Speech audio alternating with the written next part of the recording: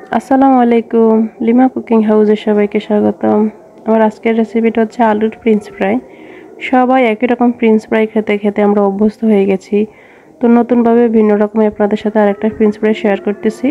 আশা করছি ভিডিওটা দেখে আপনাদের ভালো লাগবে।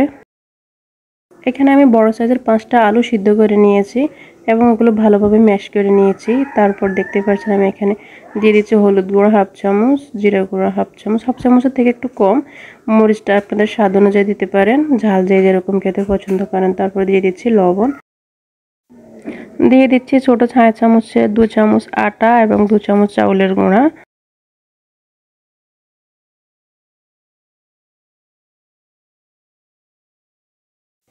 এখন সবগুলো উপকরণ আমি ভালোভাবে মিশিয়ে নিচ্ছি। রুটির ডোটা আমরা যেভাবে করে থাকি ঠিক সেইভাবে আমি করে নিয়েছি, দেখতে পাচ্ছেন।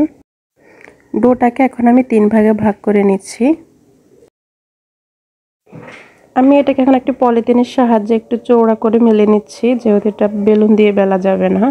আপনারা চাইলে র্যাপিং পেপার দিয়ে করতে পারেন, ওটা আমার কাছে ছিল না তাই আমি এই প্রসেসটা ব্যবহার করছি।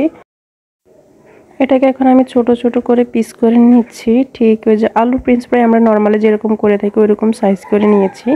তারপর হচ্ছে একটি কড়াই আমি পর্যাপ্ত পরিমাণ তেল দিয়ে গরম করে নিয়েছি। এরপর হচ্ছে আমি পিস করে রাখা আলুটা দিয়ে দিচ্ছি। এখন আমি ভালো করে ব্রাউন কালার করে ভেজে নেব ওই পাশ ওপাশ করে। এই ফ্রেঞ্চ ফ্রাইটা খেতে কিন্তু অনেক মজার হয়েছিল এবং খুব মচমচে ছিল। চাইলে আপনারা বাসায় একবার ট্রাই করতে পারেন। নর্মালি যে ফ্রেঞ্চ ফ্রাই খাই তার থেকে এটা স্বাদ কিন্তু দ্বিগুণ। আল্লাহ হাফেজ।